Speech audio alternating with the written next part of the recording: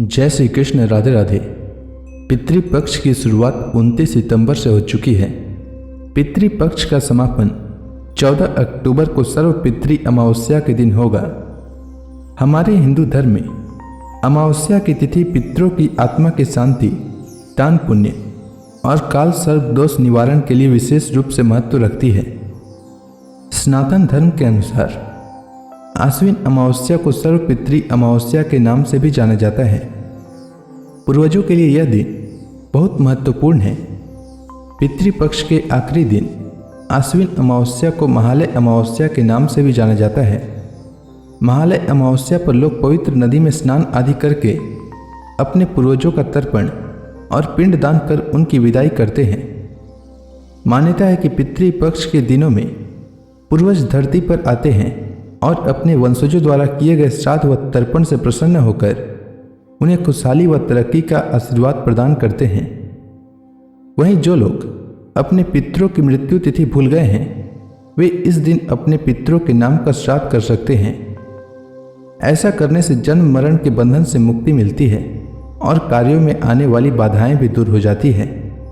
शास्त्रों के अनुसार आश्विन की अमावस्या पर पितरों को प्रसन्न करने के लिए गंगा स्नान, दान पुण्य, तर्पण, श्राद्ध और पिंड दान करना शुभ माना जाता है।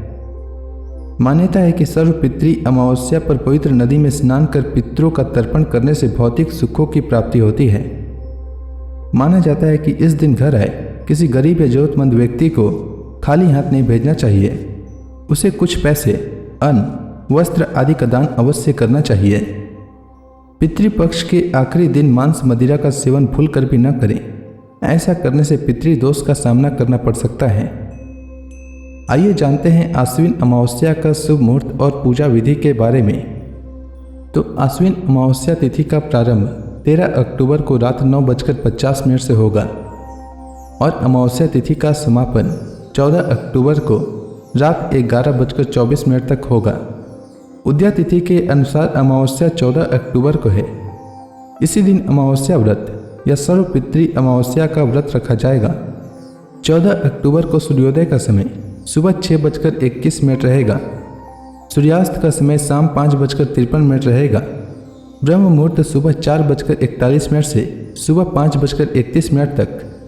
अभिजीत मुहूर्त सुबह 11:44 से दोपहर 12:30 तक।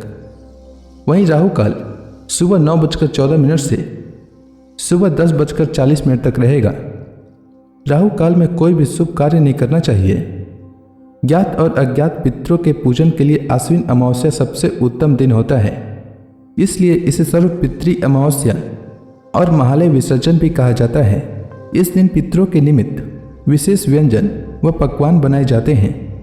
भोजन को कौवे, गाय, कुत्ते आदि को दिया जाता है। इसके साथ ही इस दिन ब्राह्मण भोज भी कराया जाता है। पितृदोष से पीड़ित लोगों के लिए ये दिन महत्वपूर्ण होता है। अमावस्या के दिन प्रातःकाल उठकर किसी नदी, जलाशय या कुंड में स्नान करें और सूर्य देव को अर्घ्य देने के बाद बहते हुए जल में तिल प्रवाहित करें।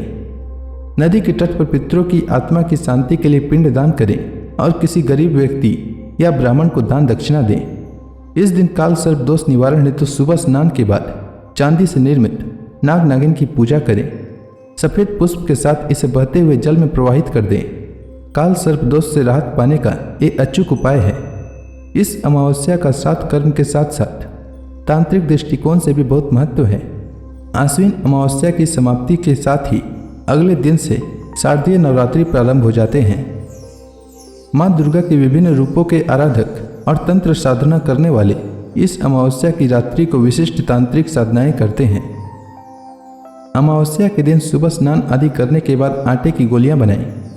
गोलियां बनाते समय भगवान का नाम लेते रहें। इसके बाद समीप स्थित किसी तालाब या नदी में जाकर ये आटे की गोलियां मछलियों को खिला दें। इस उपाय से आपके जीवन की अनेक परेशानियों का अंत हो सकता है। ज्योतिष शास्त्र के मुताबिक अमावस्या के दिन कई उपाय किए जाते हैं। कहते हैं कि इन उपायों को करने से जीवन में सुख समृद्धि का आगमन होता है। अमावस्या को शाम के समय घर के ईशान कोण में गाय के घी का दीपक जलाएं। बत्ती में रुई के स्थान पर लाल रंग के धागे का उपयोग करें। साथ ही दिए में थोड़ी सी केसर भी डाल दें। यह माँ लक्ष्मी को प्रसन्न करने का अचूक उपाय है। उम्मीद है आपको आश्विन मास में पड़ने वाली अमावस्या से जुड़ी जानकारी अच्छी लगी होगी। धन्यवाद।